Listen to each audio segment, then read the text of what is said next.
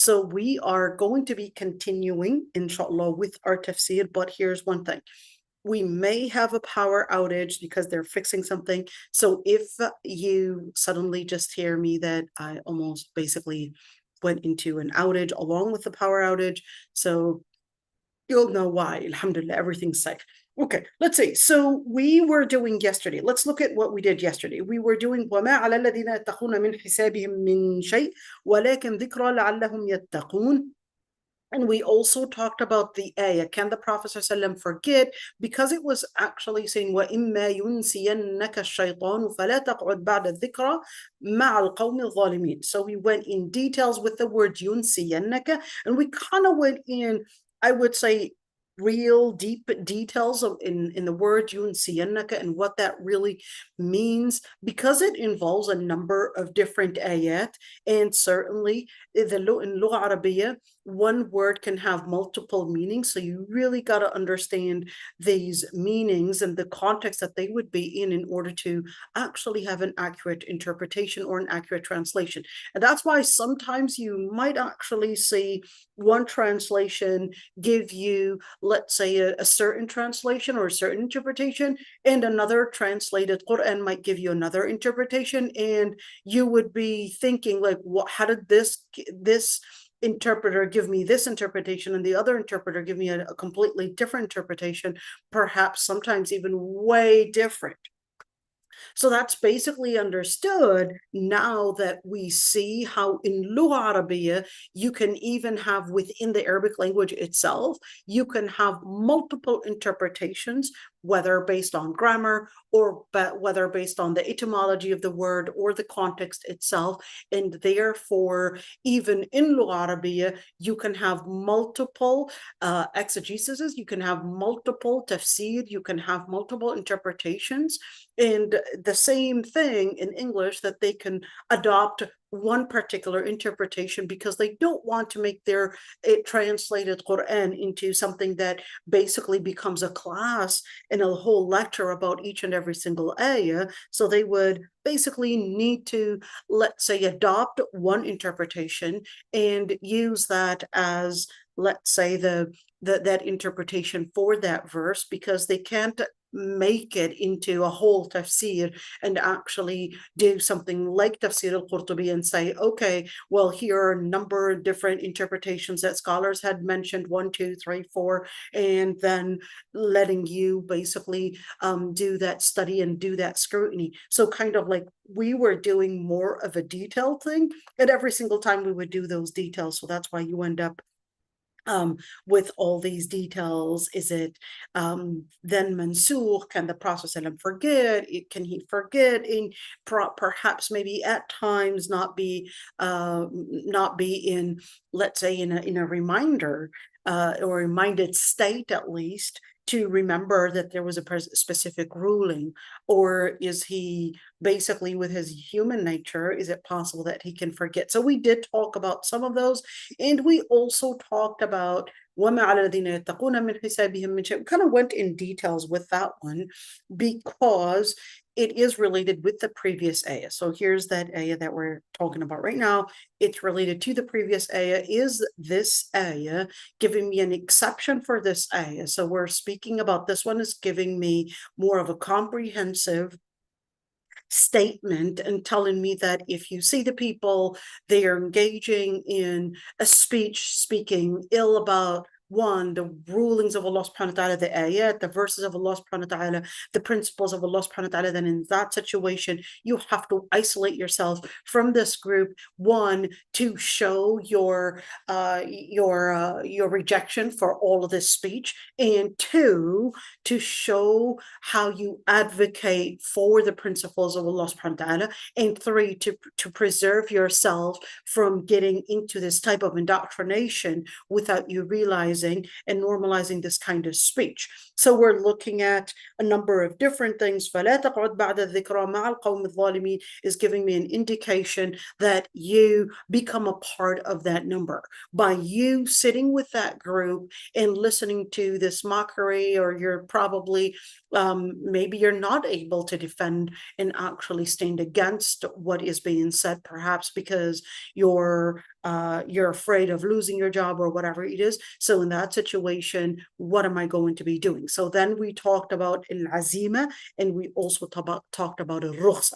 We said al-azima is to do the most ideal and the most honorable thing, in which basically means even if you are going to risk your job, even if you are going to risk your life, that you would actually have the courage to support what is right.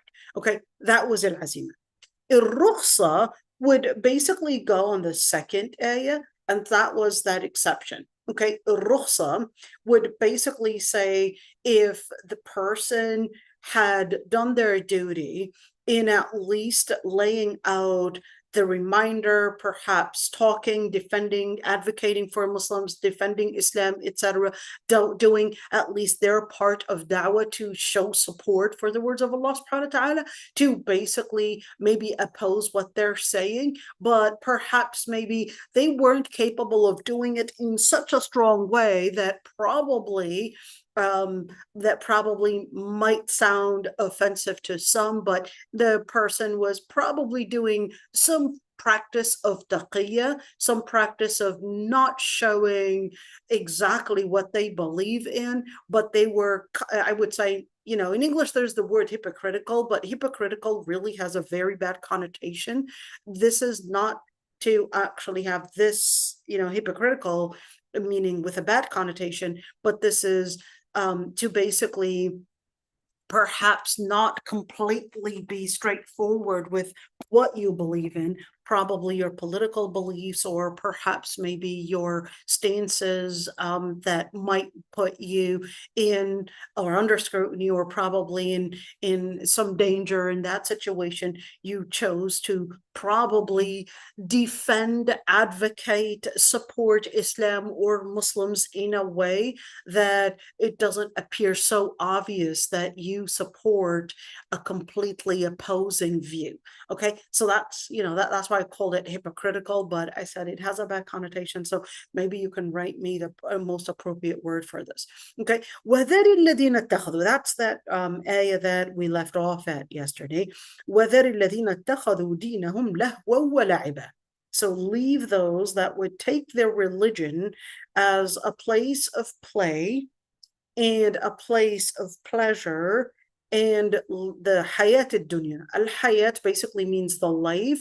Ad-dunya means the lowest life. And this is talking about our life on earth, basically this life that we're living. وَغَرَّتْهُمُ الْحَيَاةُ الدُّنْيَا. So they were infatuated with this life, and remind with it, we'll talk about that pronoun, remind with it when the soul would be destructed or would be held accountable for what they had done. Okay, we'll talk about those details. لَيْسَ لَهَا مِن دُونِ اللَّهِ وَلِيٌّ وَلَا شَفِيعٌ. And they would have no one in authority other than the Lord Almighty, and no one to intercede for them. Even if they were to pay all the ransom, nothing would be taken from them. Those are the ones that would be punished, or the same verb right here, those would be the ones that would be held accountable for what they had done, and they would have a drink of hamim. They would have a drink of hot boiling water, and a torment that is a painful one for the result of what disbelief that they had committed. Okay, let's look at a number of different things here, because although I had given, I would say, a very surfaced interpretation, but there's really a lot more to say. Let's look at this surface interpretation and see how al-Qurtubi wants to go in more details. So in general, you could see that the ayah is pretty much coming in with the same idea as this ayah and this ayah, with the same idea to avoid those people that would mock the religion, mock the people of the religion, mock the principles, etc. And yet here in this ayah, it kind of goes in more detail and tells us, well, you have to, the word ذَرِ الَّذِينَ, so you have to basically لا تعلق قلبك بهم فإنهم أهل تعنت وإن كنت مأمورا بوعظهم. So here's al-Qurtubi, and let's look at the statement. He said the theme for this ayah is to tell us, don't let your heart be connected to them, for they are people of arrogance, even though you were ordered to give them a kind reminder. Okay? Even though you were ordered to give them a kind reminder, but then you have to recognize that there are certain people. Now, I would like to add one thing onto that. If you were to connect, let's go to that ayah for a bit. This one's, let's just remember page 145. We're going to go to Surah al-Rum for a bit. Okay, Surah al-Rum, I hope, no, it's going to be right there. Farther, Fatir, okay, Fatir is going to be Surah Yasin. No, it's going to be Surah al-Rum is going to be that way. Okay, let's look at Surah al-Rum for a bit. Okay, why is it important? Because there's this ayah. Okay, well, am I going the right direction? You know, sometimes you're like, okay, which direction is it? Al-Ankabut, okay, Al-Ankabut, and then you've got, here we go, let's say, here is it. Okay, and let's say, I want you to look at this one. Okay, and Allah subhanahu wa ta'ala, look at this ayah right there. ولقد ضربنا للناس في هذا القرآن من كل مثل ولئن جئتهم بآية ليقولن الذين كفروا إن أنتم إلا مبطلون كذلك يطبع الله على قلوب الذين لا يعلمون فاصبر إن وعد الله حق ولا يستخفنك الذين لا يوقنون. That ayah that we were just doing is actually related to this one. Let's say Allah subhanahu wa ta'ala had said, وَلَقَدْ ضَرَبْنَا. ضَرَبْنَا, this is not talking about hitting anything, but this is actually talking about that Allah subhanahu wa ta'ala had given a number of different parables, a number of different examples. In other words, had made those paradigms clear to them and through the Quran, and it was basically given to them in different parables and different paradigms, so it can be clear to them in order for them to actually compare the evidences and really study and scrutinize the evidence. But even if you were to come with each and every single verse, they would still say, that is, the disbelievers, that you were just basically wrong. And in other words, it's really arrogance that had determined to basically not take the wording seriously, not take the ayat as the words of Allah subhanahu wa ta'ala. They basically chose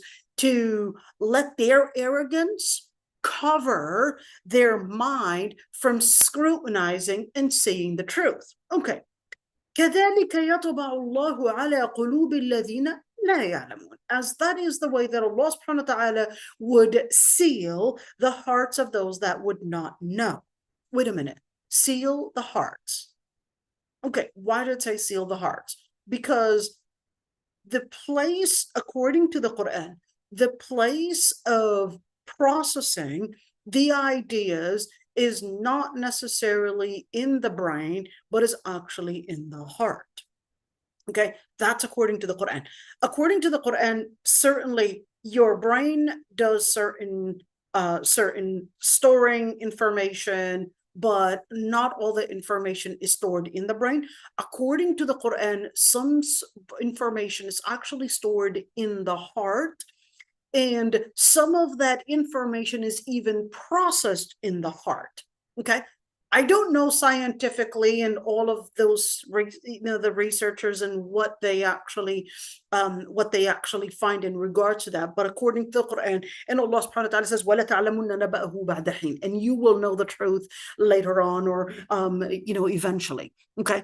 Now, according to the Quran, that it's the hearts of the people that become sealed from processing the ideas, processing the truth, and recognizing those paradigms. But then, what is my stance with these people? I know that it's arrogance and not necessarily the lack of information or the lack of evidence presented to them. It wasn't a lack of evidence. It's their arrogance. They are just taking the matters personally, or probably their arrogance because they don't want to lose their dunya. So to them, hey, I don't want to lose my dunya. I want to live this entertainment, etc. That's the same thing with atheism. Atheism, when you look at their debates, you look at their arguments, etc., you would see that they're just wanting to find a way to basically tell them that they don't have to worry about truth, finding truth. They could just live their life with not even considering any truth, and therefore not feeling guilty when in whatever choices in life that they would make. So they do find some guilt, and that's why the atheists would be the most to actually talk about religion, because they recognize that they're actually in doubt of their own ideas. They're in doubt, they're skeptical about their own ideas. So the ayah says, well, as for you as a believer, when you recognize that what's keeping these people away from embracing the truth is not the lack of evidence, but it's actually their arrogance. So Allah subhanahu wa ta'ala says, فَاصْبِرْ إِنَّ وَعْدَ اللَّهِ حَقٌّ. You as a believer, فَاصْبِرْ. You have to embrace sabr, patience. What is patience? Patience basically means that you... Oh my God. ارقد مع بشكوك. يلا الله معك. دلا يا ابني. Oops. Okay. I'm sure that wasn't meant. Patience actually means that you would embrace a certain type of imprisonment. What am I imprisoning here? I'm imprisoning my impulsive behavior and my angry emotions, and I'm basically trying to be this patient person that does the right move, that does the right action. And as a result of this type of patience and not being impulsive, etc., that don't let that be exaggerated. And that's why the ayah continues, وَلَا يَسْتَخِفَنَّكَ الَّذِينَ لَا يُقِنُونَ. Don't let that control of anger or control of perhaps maybe your emotions exaggerated to the point that those that don't have certainty would treat you with istighfar. What is al-istighfar? Al-istighfar is lack of honor. What does that mean?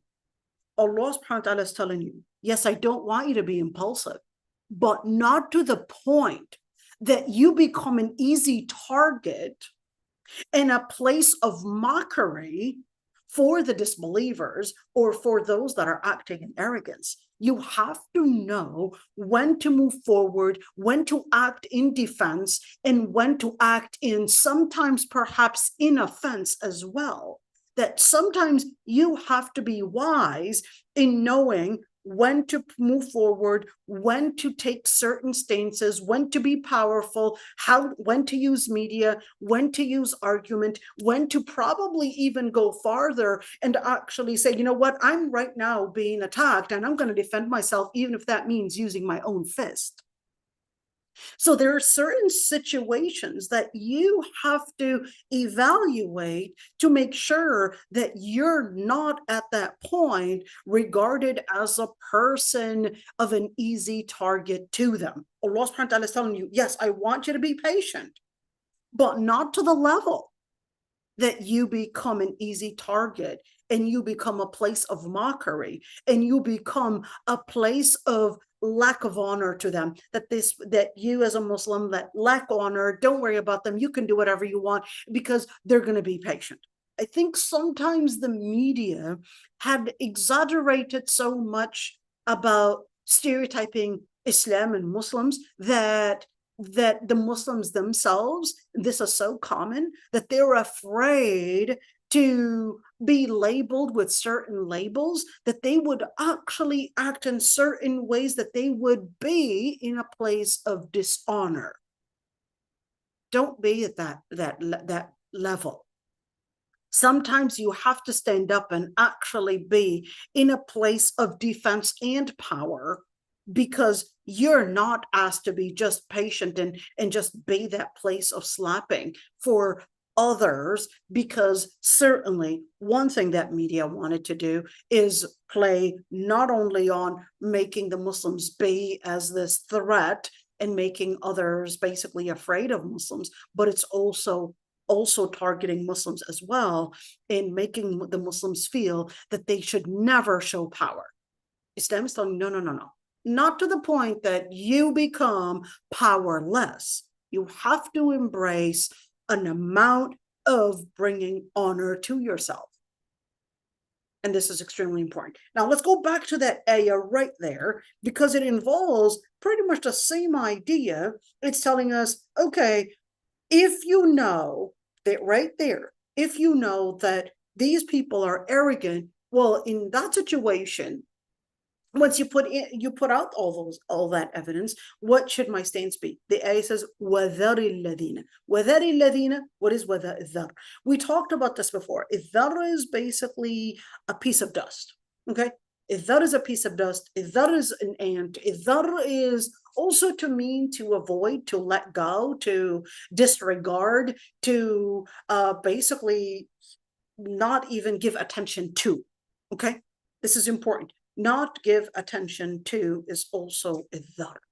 You don't give much attention to, these little tiny particles flying in the air. You don't give much attention to it. Okay. And that's idhar. Okay.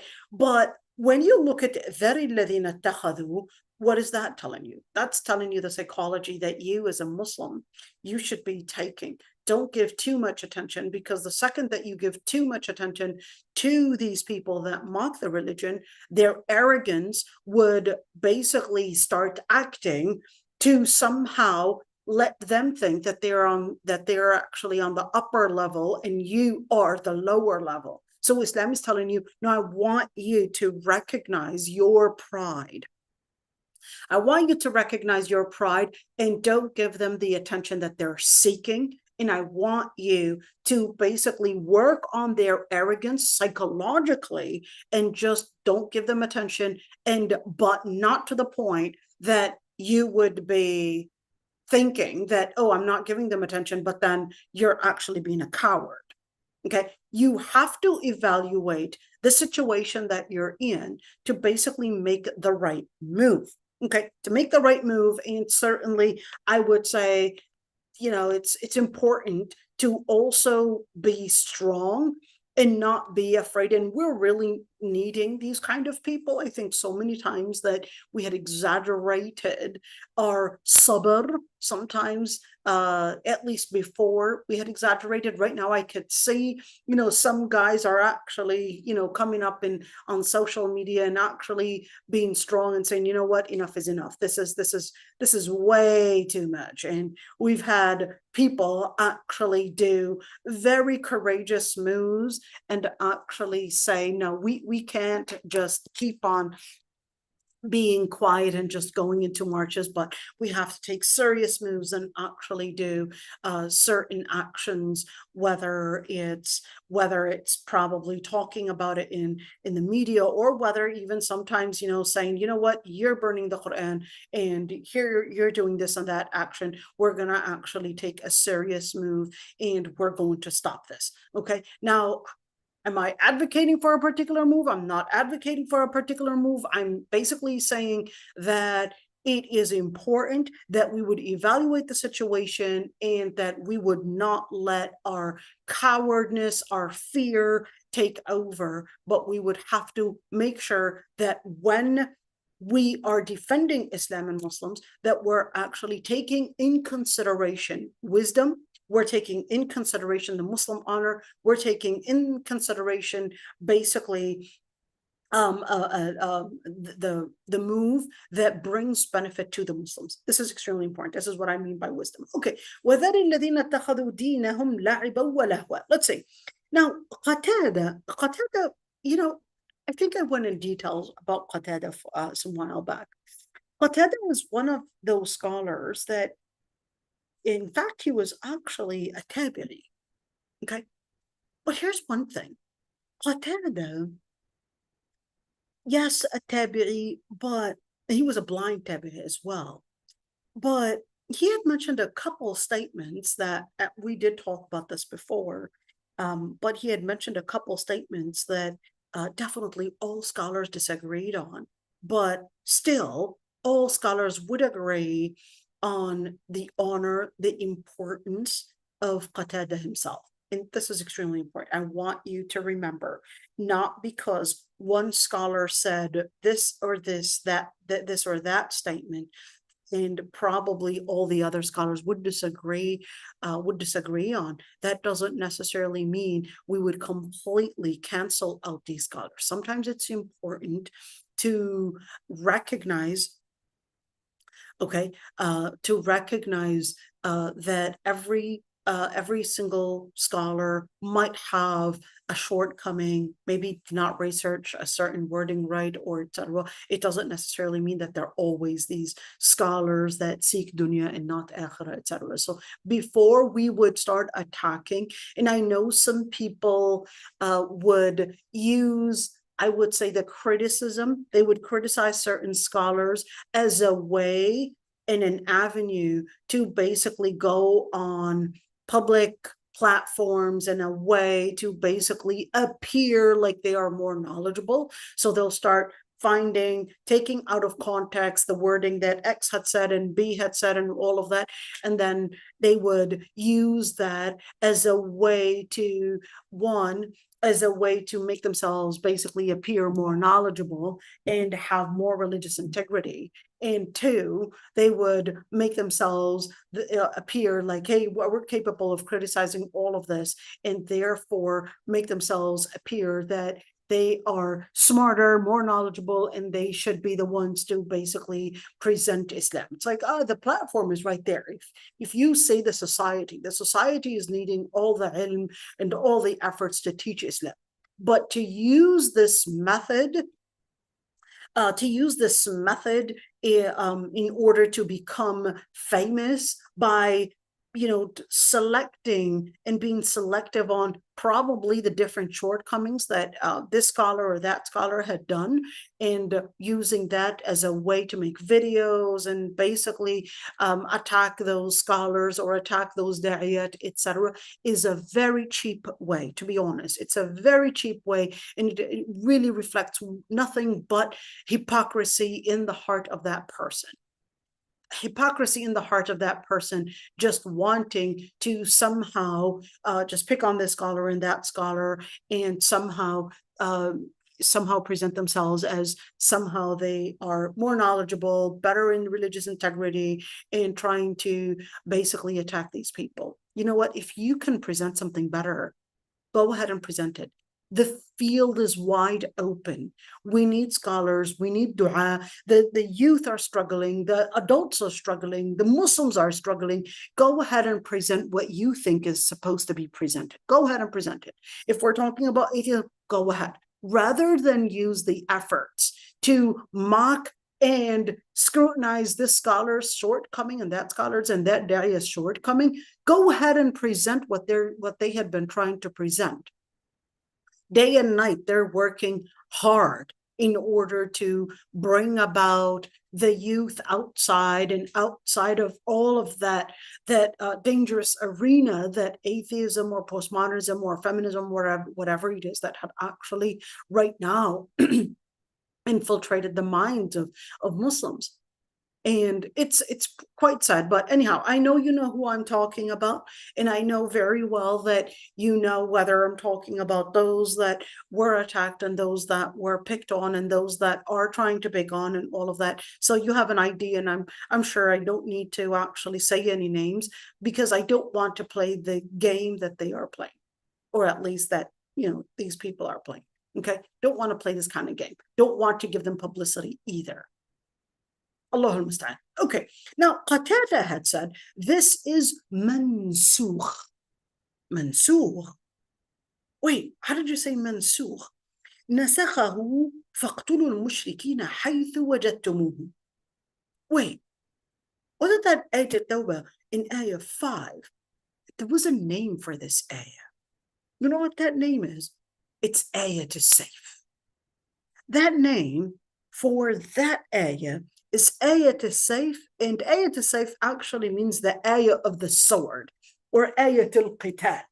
There were almost 14 different names for Surah al-Tawbah, okay, let alone that particular ayah. And some scholars actually exaggerated and said that this ayah, ayat al-sayf or ayat al-qital, that it abrogated over 70, and some actually said 300 different ayat. Okay, what do you mean by abrogated? Abrogated actually means to cancel out the practice. Okay, so wait a minute, how did they actually get there? Let's say the ayah says فَقْتُلُوا الْمُشْرِكِينَ حَيْثُ وَجَدْتُمُوهُم, and kill and slay the disbelievers wherever you may find them. Really? Wherever? No. There is a context for this ayah. This doesn't mean you find a disbeliever, let me go kill him. No, absolutely not. You all know that that's not what that ayah means. Okay. And it was at a certain time when the disbelievers, when the Muslims had conquered Mecca, the disbelievers were given a certain amount of time, 4 months or so, in order to basically decide whether they were going to become Muslim or whether they were going to leave Mecca to another place, to basically be away from the Islam and Muslims. In other words, Mecca is now going to be a Muslim state, and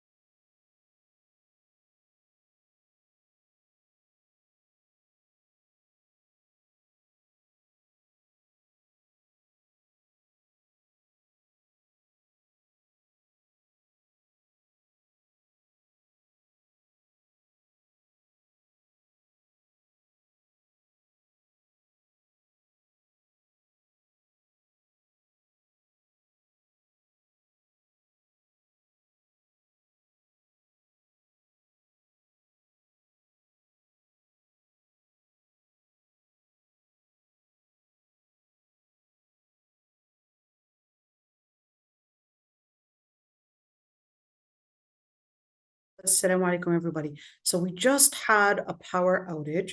So let's just hope this actually goes good. I'm using the hotspot on my phone. So let's hope that this is actually working well. Okay, let's tell me if it's working well, if you don't mind.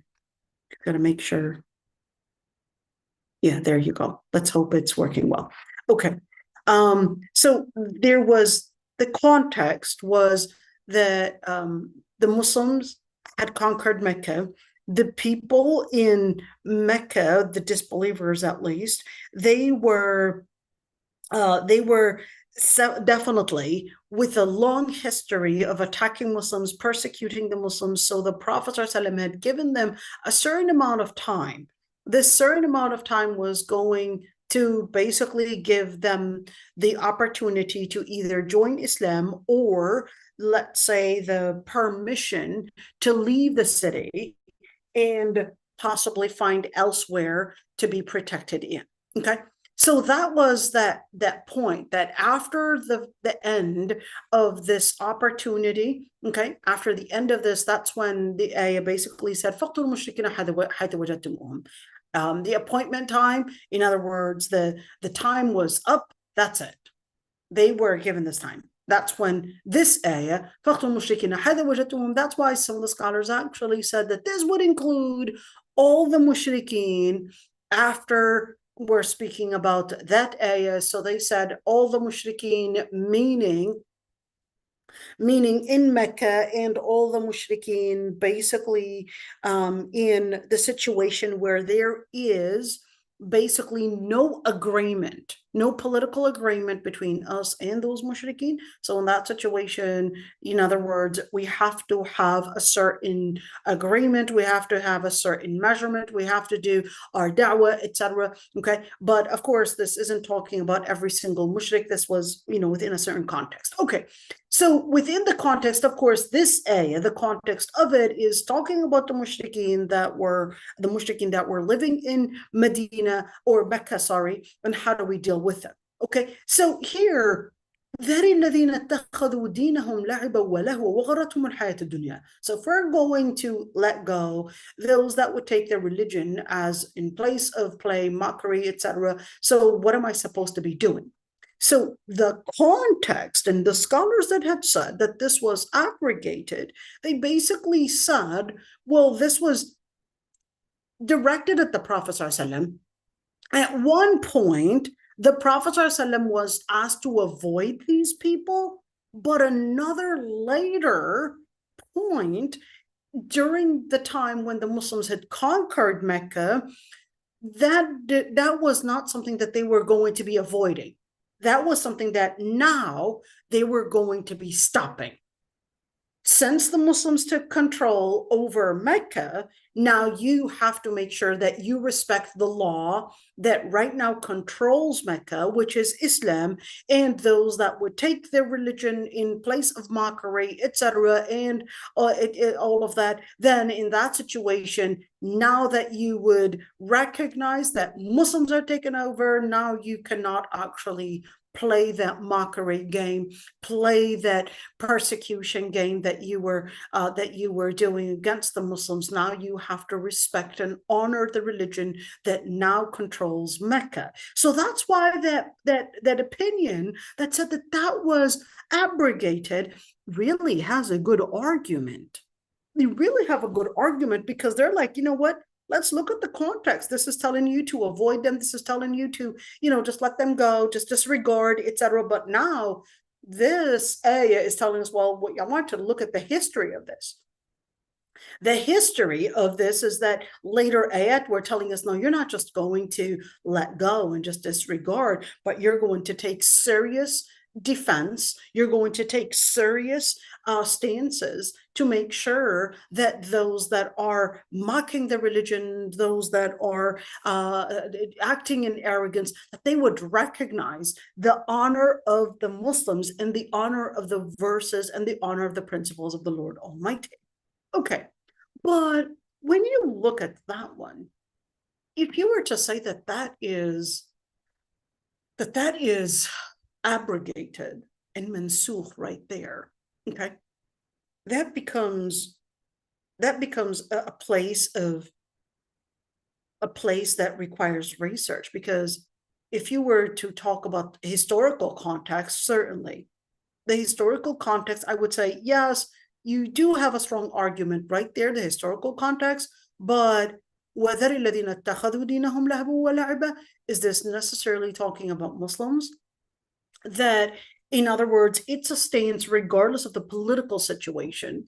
Okay, the political situation, it depends, certain situations the Muslims are the weaker side and not the stronger side. When the Muslims were on the upper / stronger side, certainly they were capable of saying, well, here's the law, here's how you respect the religion, here's how you would basically be put in a situation where you would not abuse the Muslims or abuse Islam or disrespect the religion of Islam, etc. And here's how we're going to defend the religion, make sure that you recognize your borders and you recognize your boundaries. Okay, well, that's when the religion is on the upper hand.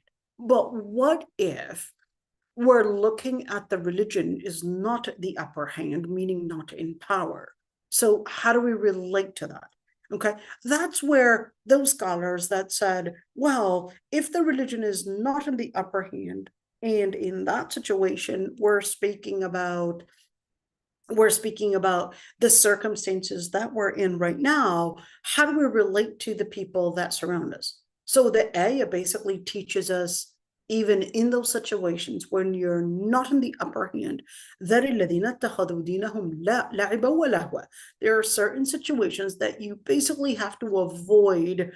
And who to avoid? Well, of course, this ayah, the ayah before it basically talked about يَخُوضُوا حَتَّى يَخُوضُوا فِي حَدِيثٍ غَيْرِهِ, and it was talking about يَخُوضُونَ فِي آيَةٍ, and it was using a different statement. It was more, we talked about the word يَخُوضُ, and we talked about it's kind of like a wave, etc. But then this ayah is getting let's say clearer in what type of khawd are we talking about. What type of engagement is this looking like? What does that look like? So then the ayah says, well, they would take the religion as a place of play. So what does it mean as a place of play? They're not taking it seriously. They're taking it as a place where it's just really for entertainment. So religion, whenever you would talk about religion, they'll basically use that as a way to mock the religion, to find it as a place of entertainment, laugh about it, make fun of the Muslims, make fun of Islam, make fun of the principles, etc. So they're not taking it seriously. What does that mean? That means that when you know a certain group of people, they don't take the religion seriously, even though you could be talking about it with passion. They'll laugh about your passion and just make fun of that passion and think of it as, oh, you know, this is the probably just a place to put you down and let their arrogance basically take over. That's الذين اتخذوا دينهم لعبا ولهوا. You know, it's quite sad. May Allah subhanahu wa ta'ala give them forgiveness. I remember, especially in my teenage, okay, my passion about the religion, alhamdulillah, I was always, alhamdulillah, always taking religion as a very serious matter. Alhamdulillah, I didn't go into, except at one point I was really confused about the religion, really confused, you know, with skepticism and OCD, you know, coming in. But anyhow, that was when I was really young, okay? But I remember at one point, when I was being really serious about the religion, at least, you know, of course, you're supposed to be really serious about the religion all times, but the passion, sometimes you would have people mocking your passion. And it's quite sad that I had a Muslim family member actually say, I know how to provoke her passion. I could say a statement of kufr right before her and get her over passionate about it, and started laughing. That word gets that person out of the religion. Alhamdulillah, the person, you know, alhamdulillah, repented. But at the time, you know, just remembering that word, I can never forget how you know, certain Muslims, and I would, you know, sorry Palestinians, but I think we, as Palestinian community, I think, you know, alhamdulillah, we have some that are on the religion and making the best presentation on the religion, and for the religion. And but it's also quite sad that I must say, as a Palestinian, we have a lot of Palestinians that have the audacity to basically take on different roles and claim that they could be the scholars and actually speak as if they were scholars on the religion, etc., and actually say statements as if they were scholars on the religion. And there would be guys sitting together and, you know, not and taking the fatwa so serious. It's like, oh, I'll give you the fatwa, and oh, you know, don't worry about it. And it's like, are you serious? This is التقول على الله بغير علم. This is saying things that and attributing it to Allah subhanahu wa ta'ala with no ilm. There's no worse dhulm, there's no worse oppression than that. And it's quite sad that this is part of it. اتخذوا دينهم لعبا ولهوا. This is taking the religion as a place of la'ib, taking the religion as a place of play and a place of mockery. what actually gets them to that? So استهزاء بالدين الذي دعوتهم إليه. They would basically just mock the religion that you would invite them to embrace, or mock the principles themselves. And certainly, whether we're speaking about making a mockery of the religion, or whether we're speaking about mockery of the people of faith, certainly making a mockery of the people of faith is part of all of that. Wait, how did we get there? Why did we say that? I want you to look at this ayah right there. Okay, I'm going to take you to this ayah. Okay, we're going to look at this ayah in Surah At-Tawbah. I want you to look at this ayah right there. Allah subhanahu wa ta'ala basically tells us the story. Let's look at this. So right here we have Tafseer al-Badri. Okay, and I love this website because it does a really good job putting you the ayah and giving you the different tafsir right there, including different translations. Okay, let's see. So the ayah was actually telling us the story, and that story was basically because al-munafiqeen and al-munafiqat. Okay, the hypocrites, they basically had come in and they started mocking the believers. And what kind of mockery did they come with? They basically started mocking the believers, and saying that that they would be the ones that had memorized the Quran, or the ones that basically were, let's say, appear to have the most connection to the religion, are the most cowards, or the most coward ones to basically be in the battle, the ones to eat the most. And they were really mocking the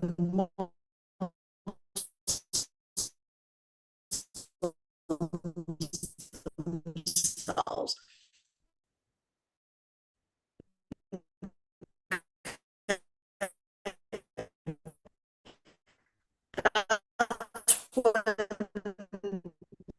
They basically had given themselves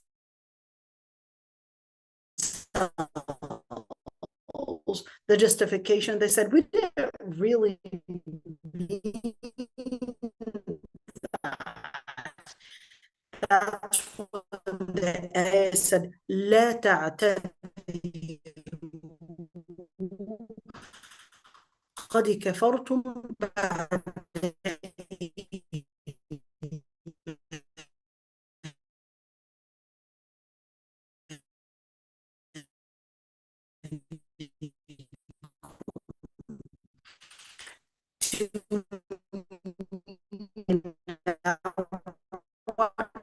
to look at this one. Even though they mull, the inference is to mock the religion, because they want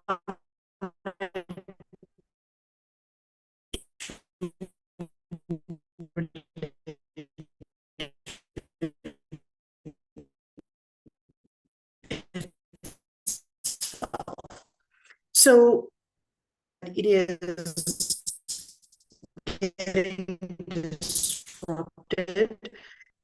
Are you hearing me okay on your end? Anything?